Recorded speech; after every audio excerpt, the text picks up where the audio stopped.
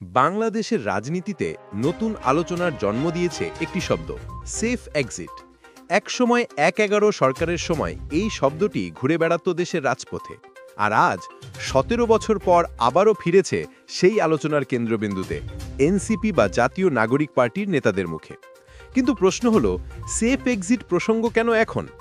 সরকারকে কি সত্যিই চাপের মুখে ফেলতে চাচ্ছে এনসিপি? আজকের ভিডিওতে জানব পুরো বিশ্লেষণ। এনসিপি নেতারা অভিযোগ করেছেন, অন্তর্বর্তী সরকারের কিছু উপদেষ্টা নাকি নিজেদের জন্য সেফ এক্সিট খুঁজছেন। এই মন্তব্যই এখন রাজনৈতিক অঙ্গনে সবচেয়ে আলোচিত বিষয়। রাজনৈতিক বিশ্লেষকরা বলছেন, এই প্রসঙ্গের মাধ্যমে হয়তো সরকারকে চাপের মুখে ফেলতে চাইছে এনসিপি। কারণ অন্তর্বর্তী সরকার গঠনের পর থেকেই নোবেলজয়ী ডক্টর মোহাম্মদ ইউনূসের নেতৃত্ব নিয়ে নানা আলোচনা চলছে। এমন সময় যখন সরকার নির্বাচন আয়োজনের প্রস্তুতিতে ব্যস্ত, ঠিক তখনই এমন মন্তব্য যেন রাজনৈতিক কৌশলের অংশ।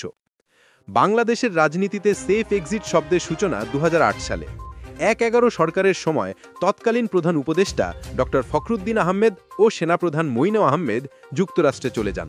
তখনই বলা হয় তারা সেফ এক্সিট পেয়েছেন। সেই ইতিহাসের ছায়াই যেন আবার পড়েছে বর্তমান রাজনীতিতে। এবারও একই ধরনের সরকার, একই ধরনের প্রস্তুতি, আর একই প্রশ্ন, কে সেফ এক্সিট চাইছে, কেন চাইছে? রাজনৈতিক বিশ্লেষক ডক্টর শব্বির আহমেদ বলেন, নাহিদ ইসলামের বক্তব্য ক্ষোভের বহিঃপ্রকাশ হতে পারে। হয়তো তারা ভাবছে সরকার তাদের পক্ষে নেই বা দল সংগঠিত করতে পারেনি। অন্যদিকে বিশ্লেষক কাজী মোহাম্মদ মাহবুবুর রহমান মনে করেন, এনসিপি হয়তো রাজনৈতিক মাঠে টিকে থাকতে চাচ্ছে, তাই সরকারকে চাপে রাখার জন্য সেফ এক্সিট প্রসঙ্গ তুলেছে।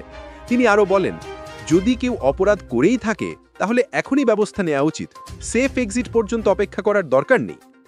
এমন মন্তব্যে একদিকে যেমন সরকারের ওপর চাপ বাড়ছে, অন্যদিকে এনসিপির অভ্যন্তরীণ বিভাজনেরও ইঙ্গিত স্পষ্ট হয়ে উঠছে। বিশ্লেষকরা বলছেন, এই সেফ এক্সিট প্রসঙ্গ যদি রাজনৈতিকভাবে ব্যবহার হয়, তাহলে তা শুধু সরকার নয়, বরং জাতীয় ঐক্যের ভেতরেও বিভক্তি সৃষ্টি করতে পারে। ছাত্র, জনতা ও সব দলের সমর্থনে গঠিত এই অন্তর্বর্তী সরকার এমন মন্তব্যে উপদেষ্টাদের গ্রহণযোগ্যতা নিয়েও প্রশ্ন উঠতে পারে।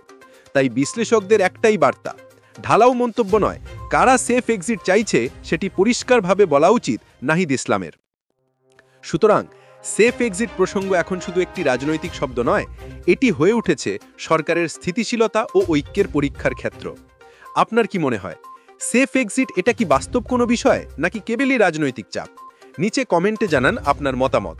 আর প্রতিদিনের মতো আজও যদি ভিডিও ভালো লেগে থাকে, লাইক দিন, শেয়ার করুন আর সাবস্ক্রাইব করুন আজকের হট নিউজ, কারণ এখানেই পাবেন সবচেয়ে নির্ভুল ও বিশ্লেষণধর্মী নিউজ রিপোর্ট।